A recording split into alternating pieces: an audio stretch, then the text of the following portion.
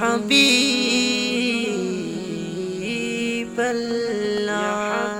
আসসালামু আলাইকুম ওয়া রাহমাতুল্লাহি ওয়া বারাকাতুহু। কেমন আছেন আমার আদরের কলিজার টুকরা আপুরা? আল্লাহ সবাইকে ভালো ও সুস্থ রাখার তৌফিক দান করুন, এই দোয়া সবসময় করছি। আপুরা, আজকে আমি পটল ও আলু ভাজি রান্না করব। তো এখানে আমি দেখাচ্ছি কোন পটল আমি নিয়েছি। এই দেখুন, অবশ্যই সবাই চিনতে পারবেন এই পটলটি। তো আমি এই পটল কেটে নিয়েছি ও আলু কেটে নিয়েছি। তো আপুরা, চলুন রান্না করানো যাক এবং ভিডিওটি শুরু থেকে শেষ পর্যন্ত দেখতে থাকুন ও সঙ্গেই থাকুন। আপুরা, আমি কড়াইয়ের মধ্যে পেঁয়াজ ও কাঁচামরিচ কেটে দিয়েছি। এবারে আমি সরিষার তেল আমি দিয়ে দেব।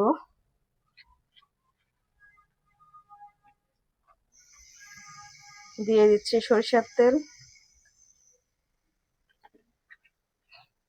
এবার আমি কাঁচামরিচ পেঁয়াজগুলো হালকাভাবে একটু ভাজিয়ে নেব।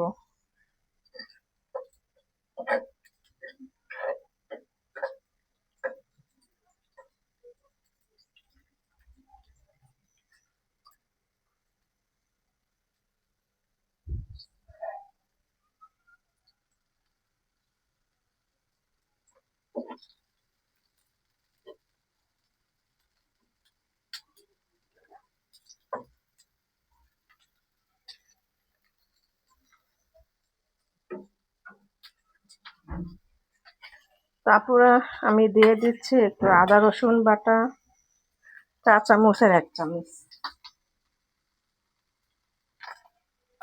দিয়ে দিলাম আদা রসুন বাটা।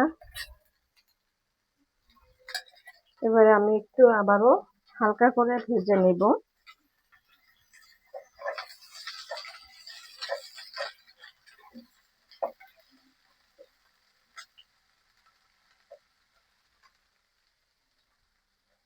এবারে আমি দিয়ে দিব হলুদ গুঁড়ো, শুকনো মরিচ গুঁড়ো এবং ধনিয়া জিরা গুঁড়ো ও লবণ পরিমাণ মতো দিয়ে দিলাম।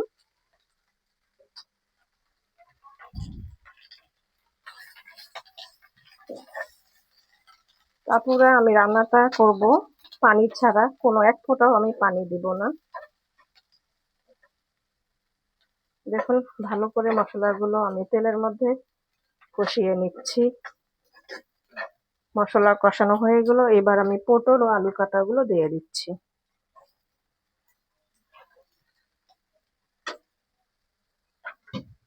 এবার আমি ভালো করে একটু নাড়াচাড়া করে দিব। আর চুলার আঁচটা কিন্তু একদমই হালকা মিডিয়াম আছে রান্না করতে হবে, যেহেতু আমি পানি দিব না। আপনারাও যখন এইভাবে রান্না করবেন কোনো এক ফোঁটা পানি দিবেন না, তাহলে চুলার আঁচটা কমিয়ে নিন। আর এইভাবে রান্না করলে কিন্তু অনেক মজাদার হয়, খেতেও টেস্টি হয়।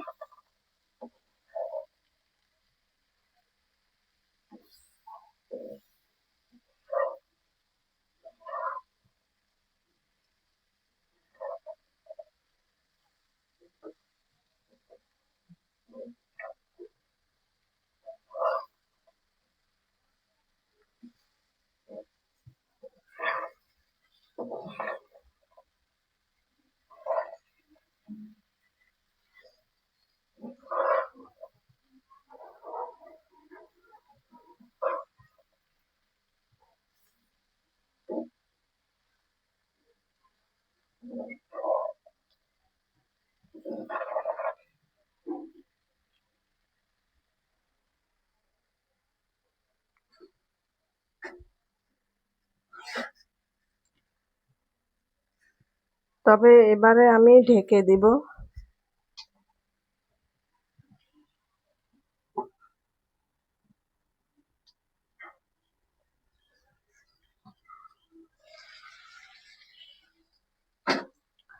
আপুরা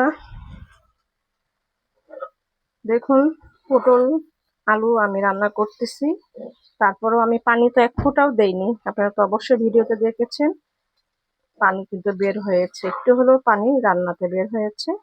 তো সমস্যা নাই, এই পানি দিয়ে রান্নাটা করে ফেলবো আর সিদ্ধটাও হয়ে আসবে ইনশাআল্লাহ। কালারটা খুব সুন্দর হয়েছে আপুরা, তাই না? জানি না ভিডিওতে ক্যামেরা কেমন দেখা যাচ্ছে, তবে বাস্তবে অনেক সুন্দর একটা কালার আসছে। আর এইভাবেই আপনারা পটল আলু ভাজি করে রান্না করে খেয়ে দেখুন।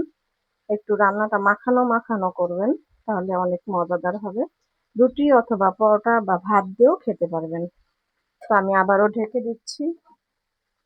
আর চুলার আঁচটা কিন্তু মিডিয়াম আছে রান্না করতেছি, নাহলে তো পুরা লেগে যাবে। ঢেকে দিলাম।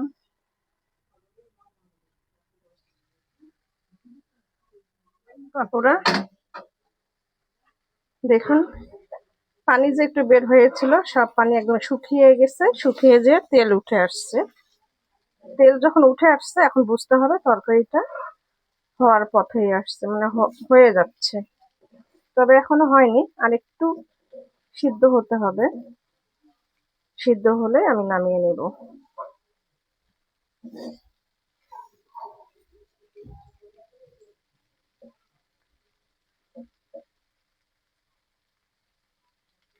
এবার আমি আবারও ঢেকে দিচ্ছি।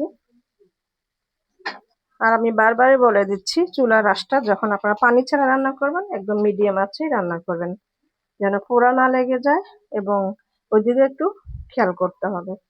তো আমি আবারও ঢেকে দিলাম।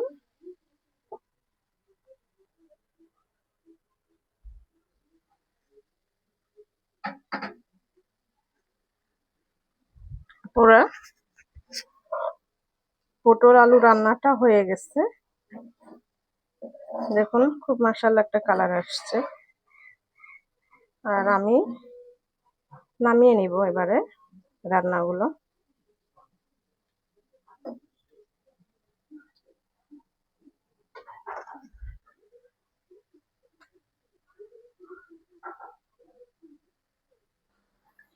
আপুরা নামিয়ে নিয়ে আসলাম পটল আলু রান্না। তো আপনাদের কাছে কেমন লেগেছে অবশ্যই কমেন্ট বক্সে জানাবেন। লাইক দিন, বেশি বেশি করে শেয়ার করে দেন আপুরা। দোয়া চাই ছোট্ট রান্নাঘর চ্যানেলটিকে সাবস্ক্রাইব করতে একদমই ভুলবেন না। যারা নতুন আপু দেখছেন পাশে বেল বাটনটি ক্লিক করে আমার ভিডিও